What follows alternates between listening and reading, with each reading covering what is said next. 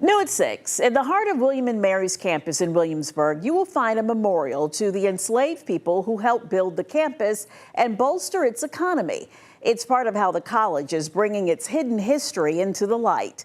They've also initiated a project to recover as many of the names of the enslaved as possible and tell their stories.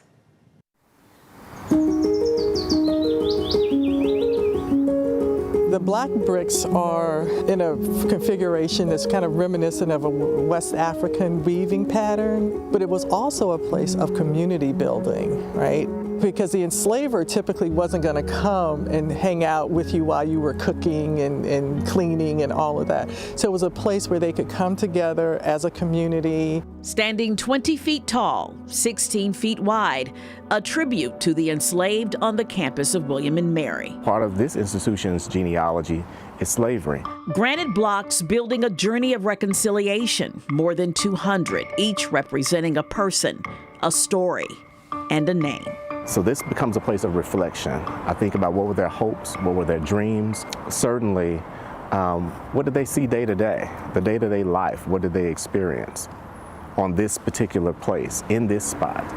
As these William and Mary Law School students listen and learn, they know their ancestors' labor here hundreds of years ago is why they can walk these grounds today. Seeing this is kind of like a recognition.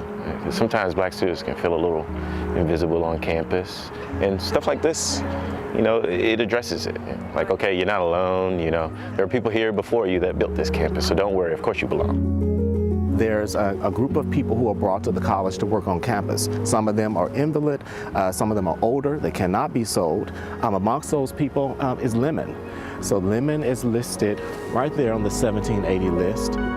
Engraved in one block is the name Lemon, for whom the Lemon Project is named. It is an endeavor by the university to rectify the horror of exploiting slave labor by building bridges between the campus and African American communities through student support programs and research. This was the first one. This was nice because it gives you everything for everyone. I think looking at the memorialization and all the research that's going into it, it makes me feel very proud. Lion Tyler has signed this. I feel very respected into the effort that's being put in. Being able to be part of that is very special.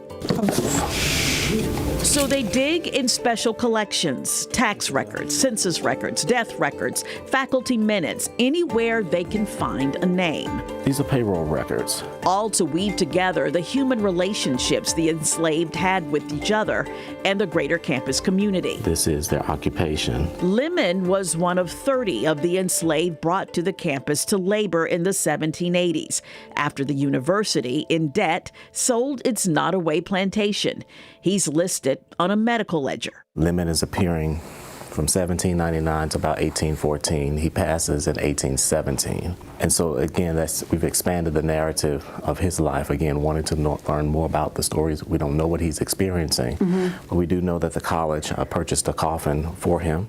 There is Henry Billups, a bell ringer in the Wren building on campus where the enslaved people lived. He was brought to the school shortly after slavery. We found, of course, parents. We found his children, also his great-grandchildren who are still in this area. One piece of information leads to a story. One story leads to a name. It's beautiful and also devastating because the names aren't complete, you know. They were more than just unknown person. They were actual people.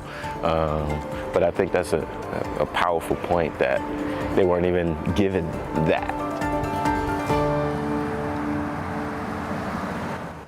To read more about the Lemon Project, we have a link in this story on 13newsnow.com.